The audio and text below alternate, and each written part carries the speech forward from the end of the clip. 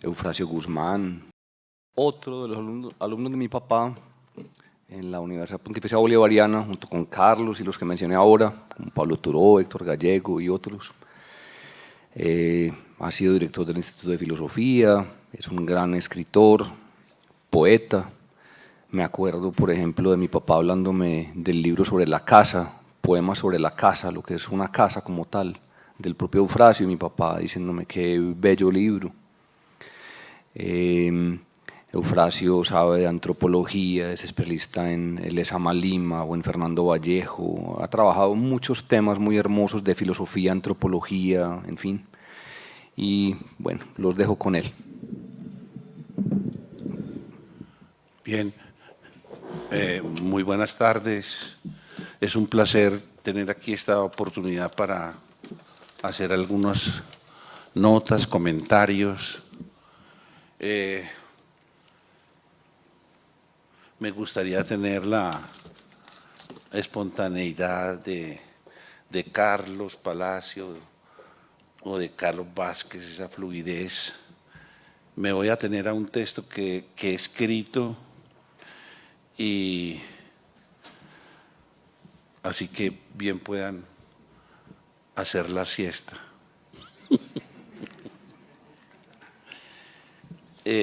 Mi maestro de literatura. Cada generación sin duda se cree destinada a rehacer el mundo. La mía sabe, sin embargo, que no lo rehará. Pero su tarea quizás aún más grande consiste en impedir que el mundo se deshaga, heredera de una historia corrompida en la que se mezclan las revoluciones frustradas, las técnicas enloquecidas, los dioses muertos y las ideologías extenuadas, cuando poderes mediocres pueden destruirlo todo, pero ya no saben convencer. Cuando la inteligencia se ha rebajado hasta convertirse en criada del odio y la opresión, esta generación ha tenido en sí misma y alrededor de sí misma que restaurar a partir de sus negaciones un poco de lo que hace digno el vivir y el morir. Esas son palabras de Camus al recibir el premio Nobel en 1959. Jorge Alberto Naranjo, mi maestro de literatura, tuvo muchos frentes de acción a la vez. En su caso, ser humano consistía en emprender labores incansablemente, en una serie innumerable de horizontes. Quiero referirme a él desde la cercanía de ser mi maestro de literatura, el primero que me marcó de una manera clara, y reflexionar también un poco sobre la manera como entendía la educación, el momento que nos tocó vivir, los esfuerzos que hicimos frente a la forma como los poderes nos querían imponer a la nación destinos. De Jorge lo primero que se contagiaba a uno era de su pasión por las múltiples formas del conocimiento, indisolublemente unida esa pasión a una clara idea de libertad y autodeterminación, es decir, al precioso impulso que reside en la autonomía y el esfuerzo del autodidacta. El autodidacta es, en un sentido esencial, maestro de sí mismo, dueño y preceptor de sus propias curiosidades, y si bien reconoce el espacio de la academia y de las instituciones como uno de los entornos naturales, los habita de una manera propia, soberana y singular. En el curso de una vida escolar, en sus diferentes etapas de formación, solemos encontrar una diversidad de profesores y algunos maestros. La palabra maestro tiene una dignidad que no tienen otras. Y hay una anécdota que a lo mejor algunos de ustedes conocen, que refiere el historiador Carlos Fisas. Se trataba de una discusión entre el ministro del Trabajo del régimen franquista y un profesor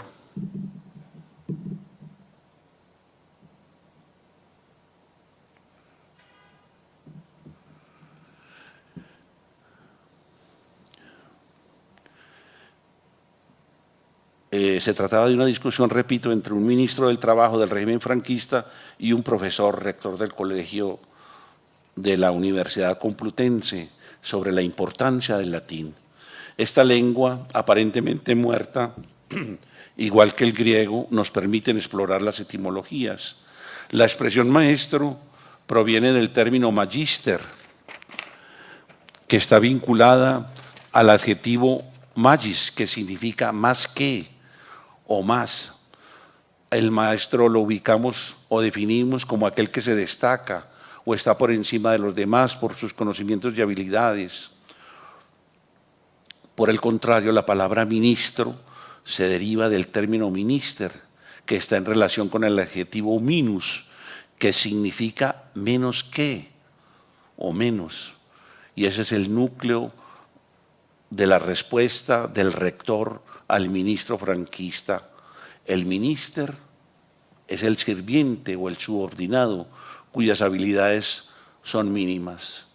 Cualquiera puede ser ministro de acuerdo a las coyunturas del poder, mas para ser maestro es necesaria una trayectoria sólida en el conocimiento, un amor por transmitirlo y una habilidad vinculada al eros del conocimiento.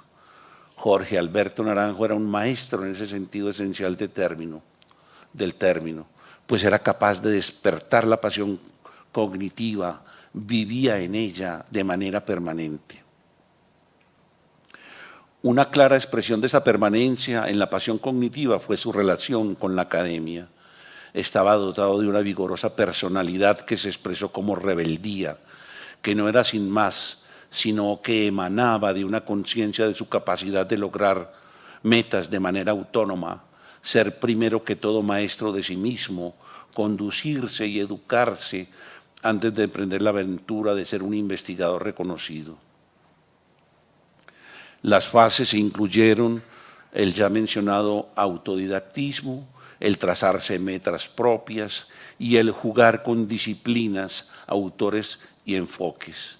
Se trataba de una pasión que convierte el trabajo en alegría y el estudio en vocación. Cito a Jorge Alberto. Es un lugar común afirmar que el trabajo es castigo, condena que se impuso a los hombres desde cuando el paraíso se tornó valle de lágrimas. Pero se trata de un profundo error filosófico con lesivas consecuencias para el bien común. Lo que se constata, por el contrario, al examinar la vida de los hombres creadores, es una enorme alegría puesta en el trabajo, una alianza perseverante del deseo con la acción. Cierro la cita. Esa conciencia de sí pudo haberla leído en Kafka y en el reconocimiento de una obra que está marcada por la independencia y el ser respuesta a retos propios que incluían no seguir el camino del padre, vivir la propia academia de manera personal y convertirse, sin terminar la carrera de ingeniero civil, en maestro de sus propios compañeros. Cuando conocí a Jorge como profesor de literatura en el programa de filosofía en la UPB, al comienzo de los años 70, tenía la edad promedio de sus alumnos y ya en la Facultad de Minas y gracias a sus desarrollos en el conocimiento, logró ser maestro de sus propios compañeros. Una anécdota ilustra ese camino de la docencia. Esta manera rebelde de vivir a su propio ritmo no le dejó de ocasionar dificultades y exclusiones que padeció con estoicismo. En alguna ocasión, en medio de los baches de una dedicación al conocimiento que no era compensada con estabilidad laboral, debió destinar los dineros de su primer automóvil para dotar de sillas y elementos el aula que improvisó en el parcadero de su apartamento. Esa independencia y autonomía como intelectual e investigador lo va a llevar a construir una visión de la institución educativa, del proceso educativo y de la universidad en Antioquia, en particular por los años 70. Estábamos viviendo un momento de confrontación con los modelos que nos querían imponer, como el Plan ADCON para la educación, que fue una actualización de la misión Curry y su propuesta de desarrollo económico que incluía la privatización de la educación. Esa propuesta de Curry era una concepción para la economía tal como la concebía la derecha católica y extremadamente conservadora de Laureano Gómez. Y al final, y él, al igual que muchos intelectuales y activistas, reaccionó frente a esa intromisión y frente a la lentitud de la academia para responder a los retos de formación con un conjunto de escritos que circularon con el nombre de Juan Sin Miedo. Fueron años de fragor en la lucha, en la calle y en el terreno ideológico, enmarcada dentro de los procesos de la Guerra Fría y rodeados desde el Estatuto de Seguridad, una manera de coartar la libertad de pensamiento y expresión, y la forma como la política del Departamento de Estado de Estados Unidos intentaba controlar lo que ellos consideraban el desarrollo de los procesos revolucionarios, y estaba llevando la universidad a unos modelos que eran el preludio de lo que ahora conocemos como el capitalismo cognitivo. Jorge entonces, con los escritos de Juan Sin Miedo, se opuso a esa pretensión que sigue pesando sobre la universidad colombiana y sobre el sistema educativo, tratando de eliminar las humanidades, fortalecer lo tecnológico, creando una suerte de abismo entre las facultades. En nuestra nación es frecuente que lo urgente le quite peso a lo importante, y en los años 70 era ya clara la carencia de una política nacional de ciencias duras como paso fundamental para la construcción de nación de sólida producción y generación de valor agregado. Independiente de la polarización habitual, deberíamos tener metas comunes a los gobiernos y los partidos y de importancia para la nación. Metas comunes de fondo son las políticas de Estado. La equidad, la salud y la educación para todos son básicas, y aquí en Colombia son una ilusión apenas, un sueño. Había pues una ausencia de sólidas políticas educativas, y en ese sentido estábamos en una situación análoga a la que hoy vivimos, donde todavía no se veía un horizonte claro para el ejercicio del intelecto y la razón como reguladores de la vida. Actualmente, los medios de comunicación, controlados por empresas privadas, muchas de ellas transnacionales y también voraces, proveen mucha información de baja utilidad pública, a veces perversa e interesada, y al servicio de grupos económicos que ejercen a escala mundial un egoísmo destructivo. Esa deficiencia nacional en materia de ciencia y tecnología se expresaba en limitados recursos y se demostraba en el pobre espacio en los medios para la divulgación. Colombia es una nación que no ha tenido claro el papel de la ciencia, la tecnología y la innovación para superar la dependencia y con autonomía trazar su futuro. Jorge era muy consciente desde su época de formación de esa gran carencia. Por protuberantes atrasos en materia de ciencias puras y aplicadas y conocimientos actualizados nos tienen y nos tenían peleando por la tierra. Y la tierra sola no produce nada. Tierra sin tecnología es casi desierto seguro. El trabajo solo apenas logra el milagro cotidiano de la supervivencia. Esa es la magia que nuestros campesinos llevan siglos realizando. Pero de eso se sobrevive, pero no superaremos los mínimos que tampoco tenemos abiertos. Un porcentaje muy alto de la población padece de hambre en un territorio lleno de sol y agua, pero sin conocimientos productivos. En todo el mundo, por el contrario, se está produciendo ciencia y tecnología para el progreso, Y aquí somos la patria boba que sigue discutiendo leyes y protocolos, mientras el control mundial sobre conocimientos y riqueza crece ante la mirada complaciente de los gobiernos de las naciones. Los monopolios de información, ciencia y tecnología se expanden. Las patentes son la barrera efectiva para el acceso y quedamos rezagados en nuestra capacidad de crear e innovar.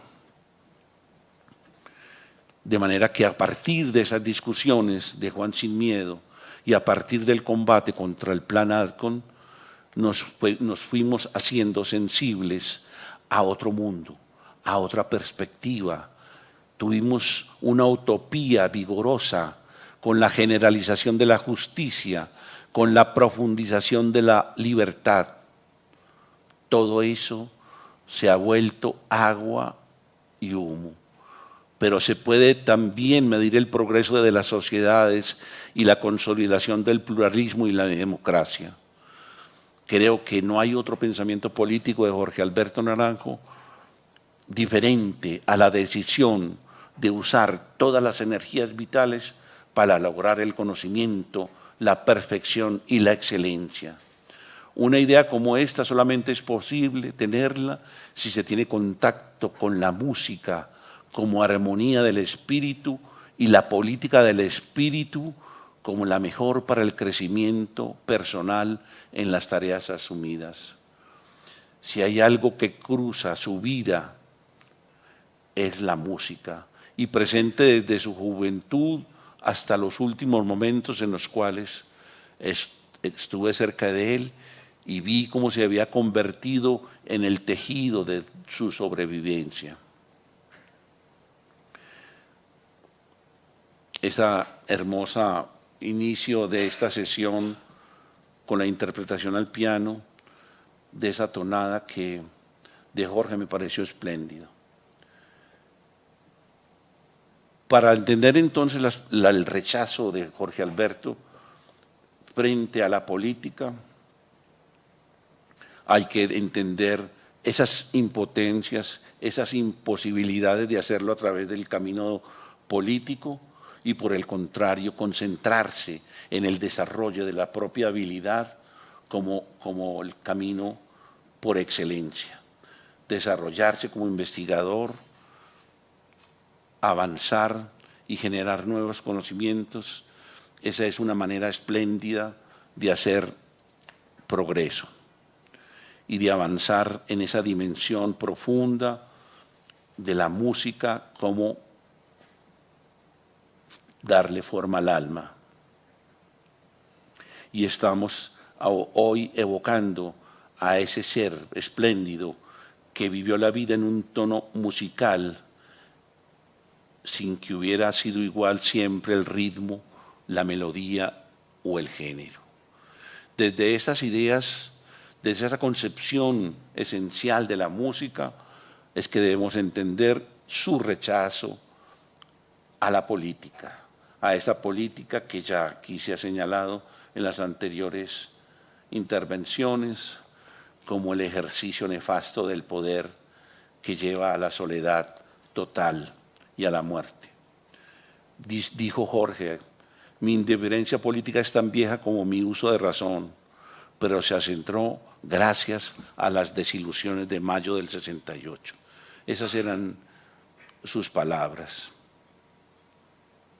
Por ello podemos decir que Jorge desde siempre se dedicó a buscar la patria en los sueños, con sus propios recursos, en sus estudiantes y colegas en la biblioteca y en el laboratorio.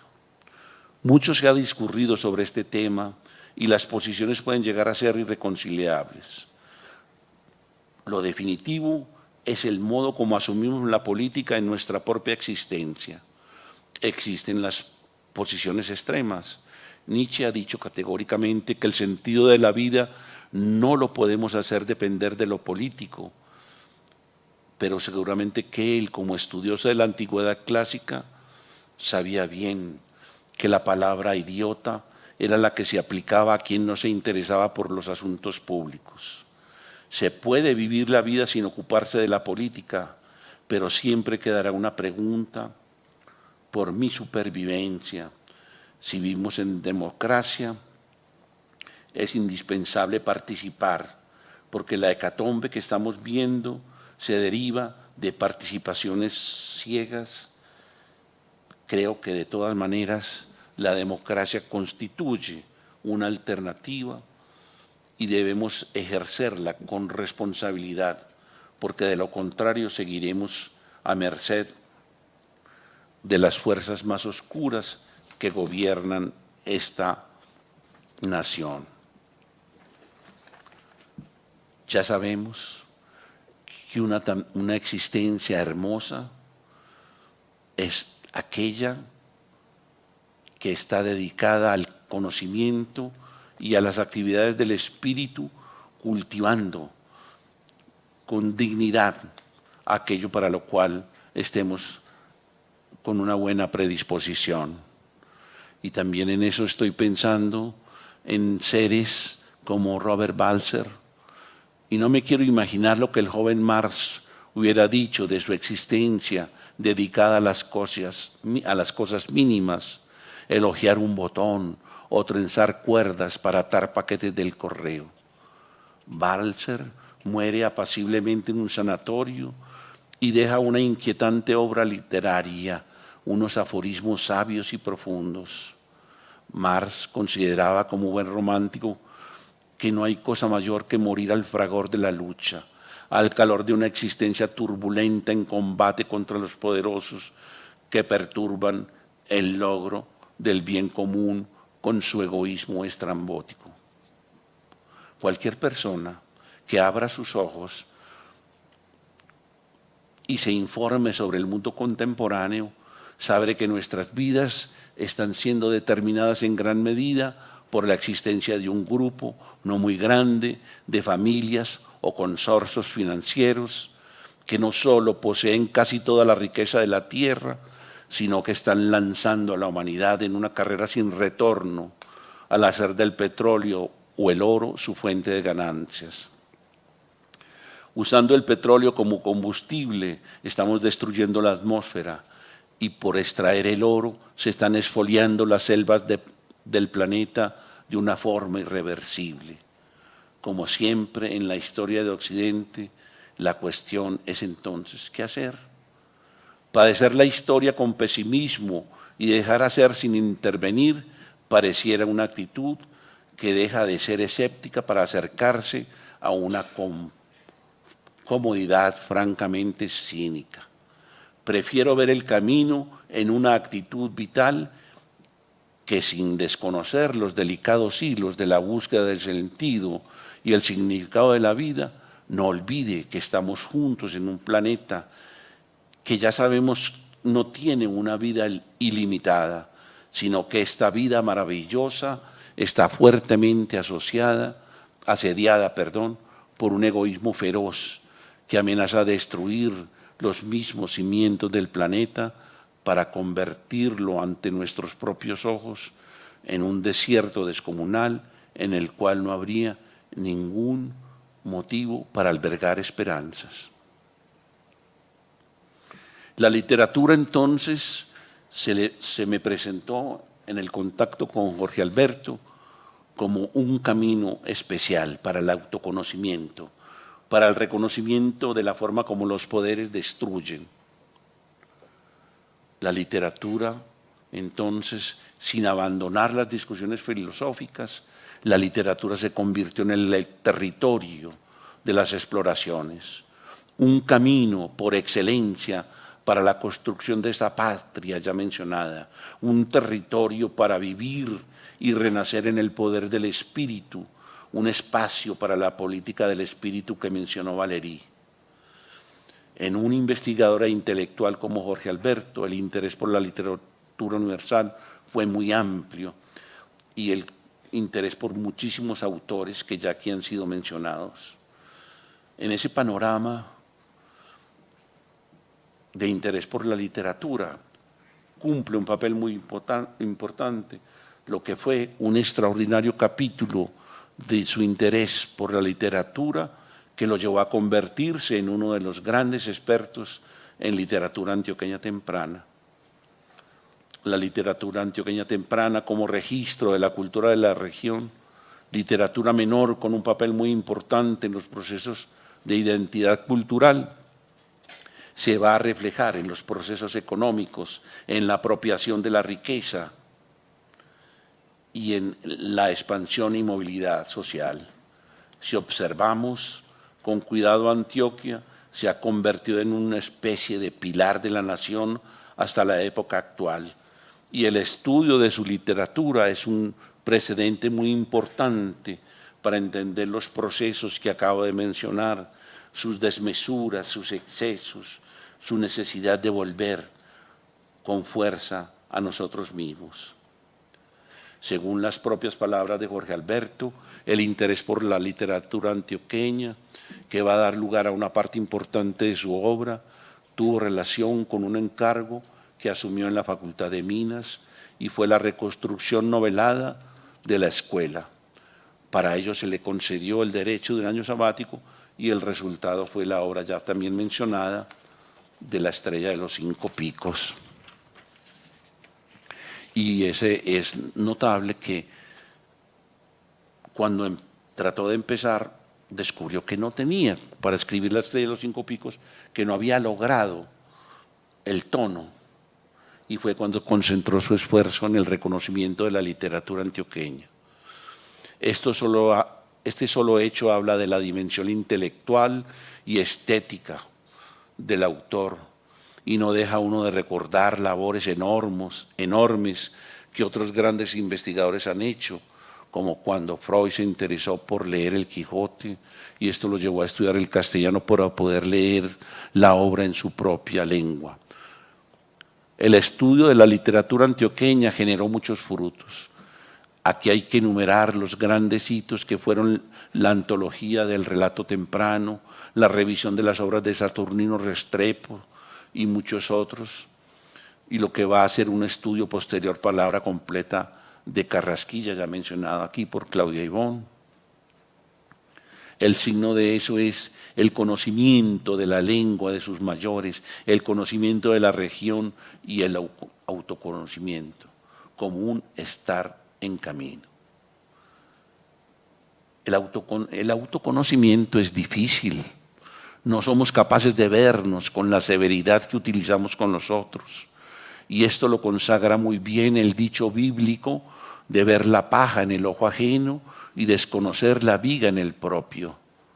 Nos engañamos sobre el curso de nuestros propios pensamientos y sentimientos, pues las omnipresentes crisis y los tránsitos importantes no siempre van acompañados de una conciencia clara y duradera. Fue el pensamiento psicoanalítico y más remotamente la propia filosofía quienes subrayaron este carácter parcial y limitado de la conciencia, ese no saber. Por ello mismo y por la complejidad de la realidad, los mitos aparecen con fuerza demoledora que neutraliza la deseable capacidad de buen juicio y conduce la mente individual y colectiva hacia el error o a la adopción de teorías endebles. Además, tenemos que contar con un amor propio que es astuto y engañoso, pues nuestra vanidad es traviesa y fantasiosa, y eso sin contar con los intereses personales que actúan a veces como un lente oscuro que nos impide ver lo limitado de nuestro propio conocimiento. Un reto mayor es el conocerse a sí mismo, pues en otras ocasiones es la vergüenza o la descarada soberbia la que nos impide reconocer los errores. Ese no saber, ese permanecer entre el no saber y el deseo de saber es un elemento fundamental que encontré a su lado. Es casi imposible en muchos casos el conocimiento total y el conocimiento de sí mucho más, pues los seres humanos estamos fascinados con las ficciones de nuestra mente. Eso es mitomanía y muchas personas las defienden por décadas, lo que entraña cierta ofuscación interminable de la mente. Y a esta dificultad hay que sumarle el papel del lenguaje en el autoconocimiento. Como seres del lenguaje entendemos mucho mejor que estamos hechos de palabras que pueden ayudar a nuestra comprensión o desviarnos. Las palabras, lo dijo Leo Rosten, son el opio de la raza humana, son un narcótico poderoso, un estimulante al corazón y al cerebro, pueden ser evocativas, alucinatorias o mortales, como en el anuncio que aniquila a quien lo recibe. Las palabras sirven para enseñar, para comunicar, pero también para herir, para glorificar, para enardecer o degradar. Las palabras comunican almas y sociedades, y el hondo dramatismo que entraña el deterioro del sistema nervioso aquejado de Alzheimer o de otras deficiencias se explica por la peste del olvido, y así se va entrando en una erosión profunda del ser. Estas herramientas de autocompresión, que son las palabras, requieren cautela. Las palabras que utilizamos para describirnos,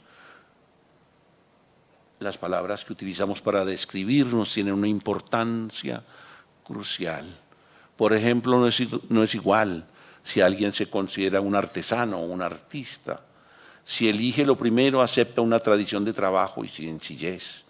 Si quiere ser artista, se relaciona con las ideas con raíces en la cultura francesa y el ideal romántico. Esta tradición piensa el proceso creativo creyendo que la inspiración existe y solo hay que recibir la visita de la ninfa sagrada. Por el contrario, opino que es valioso que el trabajador de las palabras deba estar enterado de todo lo que su gente oye, siente o piensa. Tiene que ser curioso, activo y mantener disciplina de estudio. Quien, como los poetas, desee expresar su mundo o practicar la etnografía interior, debe saber que las palabras entrañan un peligro que se conjura con el estudio y tienen una posibilidad efectiva acompañadas de reflexión y cuidado.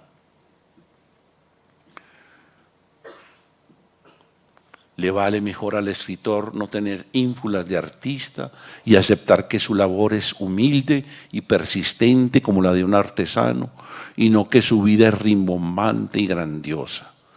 El autoconocimiento es un logro extraordinario de los seres humanos y es un paso indiscutible en el camino hacia la sabiduría, la cual además tiene en el silencio un espacio privilegiado de expresión. Y después del silencio, la literatura y esos pensamientos que ella recoge, cuando afirmamos que uno piensa, como en la célebre expresión de Descartes, pienso luego existe, hay algo que se desliza y sin querer no nos expresamos con claridad.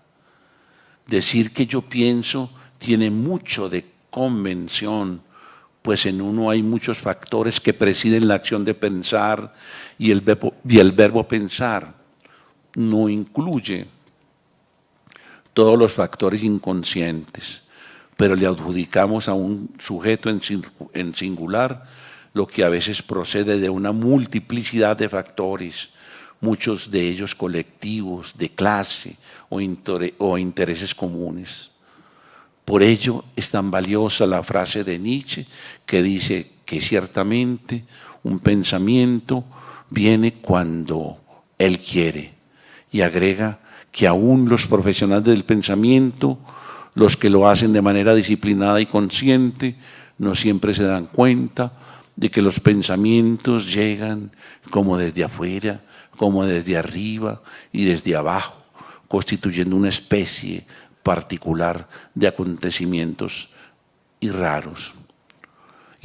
perdón. Pero además de esa dimensión intempestiva, habría que reconocer que hay pensamientos que vienen de manera no tan alta como los rayos y las centellas, sino que hay pensamientos que llegan de subsuelos oscuros y otros que son como serpientes o batracios, como liendres o babosas, desde lo bajo de nuestros instintos o nuestras pasiones más tristes. La envidia, la pereza, el resentimiento asaltan la mente, la poseen.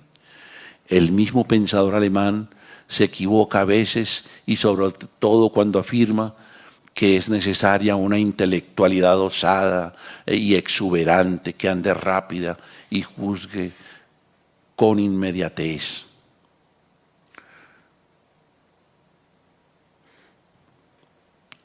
Esos pensamientos repentinos y obsesivos que no se han rumiado ni vuelto a pensar con cuidado son casi siempre vehículos gratuitos de lo que Spinoza llamaba las pasiones tristes, el resentimiento, el odio, el orgullo herido. Por ejemplo, desde la cobardía de quienes no han emprendido cosa de fondo, es muy fácil juzgar a los hombres que han tomado las armas. Las armas no son quizás ni buenas ni malas por sí mismas, pues permiten la defensa de lo propio y han garantizado la supervivencia de la especie en un pasado de feroz competencia con especies letales. Y decir esto es difícil en un país que necesita dejar de estar armado, pero los espíritus se arman con ideas más fieras y letales que los famosos tanques Panzer de Alemania. Pero pensar no puede tampoco ser cosa de lentitud de siglos, y hay momentos y épocas en las cuales una vacilación se vuelve un peso insoportable, una verdadera mula muerta en el camino y la marcha. Y en esto, quienes defienden la idea de pensar y danzar con alegría tienen una porción enorme de razón. En nuestra nación, muchos escritores que tienen peso de opinión enorme se han detenido en el mismo horizonte, vuelven una y otra vez sobre los temas, y eso no está mal si intentaran otro talante, un cambio de perspectiva y una capacidad mínima de ponerse en el cuerpo del otro. Pero esto es como pedir peras al olmo. Y es por esto que vamos a seguir oyendo las mismas cantaletas por parte de los políticos. La fatiga lamentable hace que las mentes vuelvan una y otra vez sobre lo mismo sin ser capaces de ver la novedad. Oscuro y lejano es el camino para el entendimiento. La persistencia de Jorge Alberto así lo indicaba. Lo que aprendí de mi maestro es que no hay lugar para disimular nada, no hay manera de ocultar nada.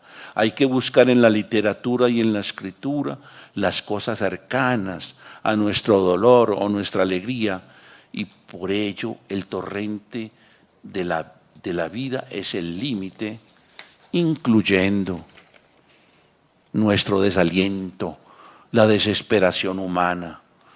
Y en el texto hay lugar para la expresión de toda la gama de los sentimientos y de las emociones.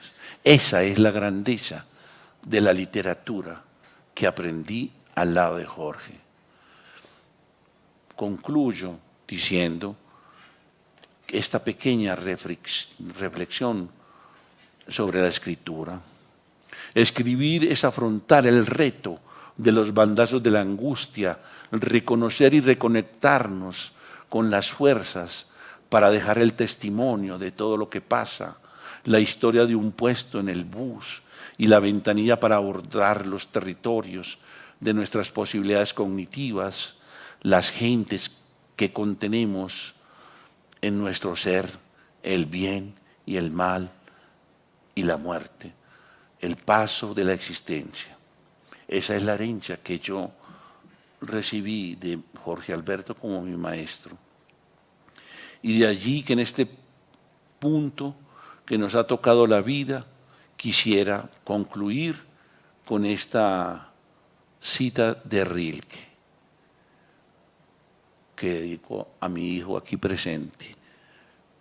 No hay más que un solo remedio. Adéntrese en sí mismo, escudriñe hasta descubrir el móvil que le impele a escribir. Averigüe si ese móvil extiende sus raíces en lo más hondo de su alma y procediendo a su propia confesión, inquiera y reconozca si tendría que morirse en cuanto ya no le fuera permitido escribir. Ante todo esto, pregúntese en la hora más callada de la noche, ¿debo yo escribir? Vaya cavando y ahondando en busca de una respuesta profunda. Y si es afirmativa, si usted puede ir al encuentro de tan seria pregunta con un sí debo, firme y sencillo, entonces, conforme a esta necesidad, erija el edificio de su vida. Muchas gracias.